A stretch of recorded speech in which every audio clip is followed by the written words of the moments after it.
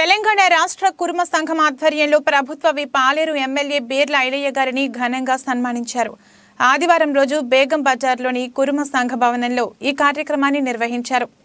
ఈ సమావేశానికి కుర్మ సంఘం రాష్ట్ర అధ్యక్షుడు ఎమ్మెల్సీ ఎగ్గే మల్లేశం, రాష్ట్ర నాయకుడు క్యామ మల్లేశం, ఇతర కుల సంఘ నాయకులు పాల్గొన్నారు. ఈ సందర్భంగా ఈ సమావేశంలో పాల్గొన్న బీర్ల ఐలయ్య గారికి కుర్మ కుల సోదరులు ఘన సన్మానం చేశారు.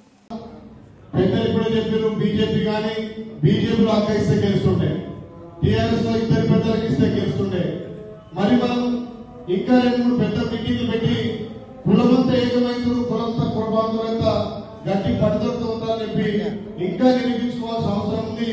ఇప్పటికైనా ఈ పార్లమెంట్ ఎలక్షన్ వచ్చేసరికి పెద్దల అన్నంతోటి జిల్లా కూడా మీటింగ్ పెడితే ఎక్కడ ఒకటో పార్లమెంట్ ఏ పార్టీలు కానీ టీఆర్ఎస్ కానీ బీజేపీ కానీ కాంగ్రెస్ కానీ ఇచ్చే అవకాశాలు ఉన్నాయి. కాబట్టి ఆ దశగా ఇప్పటి నుంచైనా సమావేశాలు ఏర్పాటు చేసి ప్రతి జిల్లాలో మన కుర్మ సంఘం మీటింగ్ ఏర్పాటు చేస్తే ఖచ్చితంగా ఉన్న పార్టీలన్నీ తెలుసు, గొల్ల కుర్మలు ఏకమైతే ఏమో తెలుసు.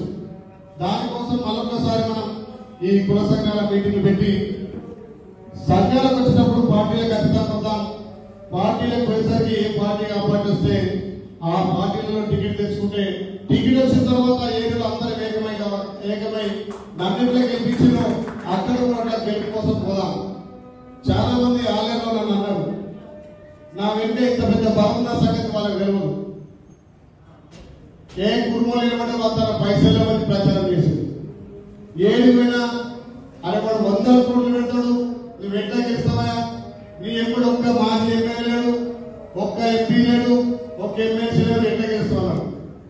2 సార్లు చూసిన 3వ సార్లు కోపం వచ్చింది.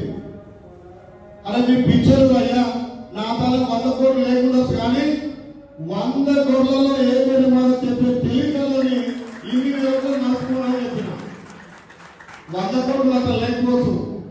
కానీ మా కులానికి ఒకటే 100 కోట్లలో ఏ పేరు మాకు గుర్తుపెట్టే తెలియకల్లో పైసలు అవసరం లేదంటే మామూలు 90 నుంచి 100 కోట్లు పెట్టిండు, నేను 10 కోట్లతో బయటపడ్డా. ఇప్పుడు అంటూ